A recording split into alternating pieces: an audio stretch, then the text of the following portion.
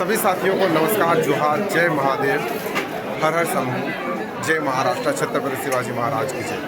साथियों, हम लोग महाराष्ट्र के औरंगाबाद शहर में पहुंच चुके हैं और अभी हम जिस किले में हैं इसको भारत के यानी कि पूरी दुनिया के 7 अजूबों में से एक माना जाता है। ये पूरा पहाड़ जो आपको दिख रहा है, ये पूरा मंदिर, पूरा जगह, ये एक पहाड़ को काट करके बारीकी से इसकी आकृतियाँ दी गई है।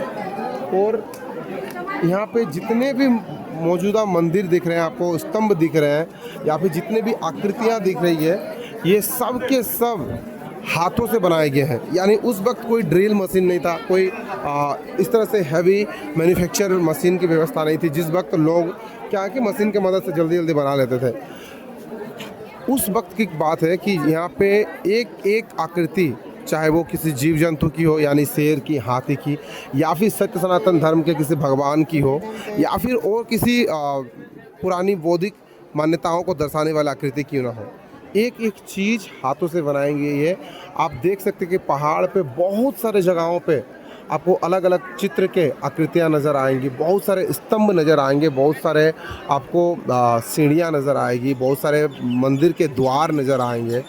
और ये उस वक्त का है जिस वक्त भारत में राजा महाराजाओं का दौर हुआ करता था। ये उस पुरानी काल का मंदिर है जिस वक्त हर जगह पे राजाओं महाराजाओं का मंदिर हुआ करता था। हम लोगों ने उस वक्त देखा कि मंदिर शिव भगवान का है और यहाँ पे जो है वो नंदी महाराज की मूर्ति है। और ये जो मूर्ति आपको टूटी हुई नज़र आ रही है, ये मुग़ल काल में मुग़लों द्वारा हमारे संस्कृति को ख़त्म करने के प्रयास में मूर्तियों को तोड़ा गया है। ये देख सकते हैं, ये नंदी महाराज की मूर्ति है, लेकिन नंदी महाराज की मूर्ति पूरी नहीं है क्योंकि इनको तोड़ने के प्रयास किया गया, संस्कृति को दबाने का या फिर ख़त्म करने के प्रयास किया गया। लेकिन ये इतनी मजबूत पत्थरों से बनी थी, इतनी मजबूत आकार से बनी थी कि तोड़ने का प्रयास करने के बाद भी बहुत सारे आकृतियाँ रह गए। आपको सामने एक हाथी नज़र आ रहा होगा नीचे, हाथी की आकृति भी पूरी पत्थर से बनी हुई थी और उसको भी तोड़ने का प्रयास किया गया है। और इस तरह से हर एक आकृति को तोड़ने का प्रयास किया गया। सिर्फ हाथी या फिर कोई मंदिर विशेष नहीं है, बल्कि हर एक स्तंभ को, हर एक मूर्ति को, हर एक पत्थर को तोड़ने का प्रयास किया गया। लेकिन वो तोड़ने में तो सफल रहे, लेकिन जितनी मेहनत से, जितनी बारीकी से इस मंदिर को बनाया गया, इस जगह को बनाया गया, उसको विलुप्त करने में वो विफल रहे। जिसके कारण फलस्वरूप ये है कि आज ना सिर्फ भारत से बल्कि भारत के अलावा अलग अलग देशों के नागरिक भी यहाँ आ पा रहे हैं और ये 7वें अजूबे से एक अजूबा का दर्शन कर पा रहे हैं। आपको हज़ारों लाखों की संख्या में लोग नज़र आ जाएंगे जो कि फ़िलहाल इस मंदिर के दर्शन करने आए हैं, भोलेनाथ का दर्शन करना है, इस पहाड़ को देखने आए हैं। और आपको पहाड़ के ऊपर भी जो लोग दिख रहे हैं वहाँ पे बारीकी से सीढ़ियाँ बनाई गई है। मैं आपको और कुछ दर्शकों के साथ साथ और कुछ आकृतियाँ भी दिखाना चाहूँगा। आप देख सकते हैं कि नीचे एक एक स्तंभ, एक एक खंभा जो बनाया गया है, ये पूरा एक पहाड़ है और पहाड़ के अंदर इतनी बारीकी से चीज़ों को बनाया गया है, वो भी हाथों से। यानी उस समय के जो कलाकार होते थे, उस समय के जो आकृति बनाने वाले कलाकार होते थे, वो इतने ज़्यादा एक्सपर्ट थे कि आप एक एक डिज़ाइन देख सकते हैं। एक एक डिज़ाइन जो है वो हाथों से छन्नी की मदद से बनाई गई है। ये अंदर की गुफा की तरफ हम लोग आगे बढ़ रहे हैं और अंदर की गुफा में आपको नज़र आएंगे कि इतने सारे द्वार आपको चारों तरफ नज़र आ रहे हैं। इतने सारे द्वारों में भी क्या है, वो टोटल बारीकी से बनाई गई चीज़ें हाथों की छन्नी की मदद से ही है।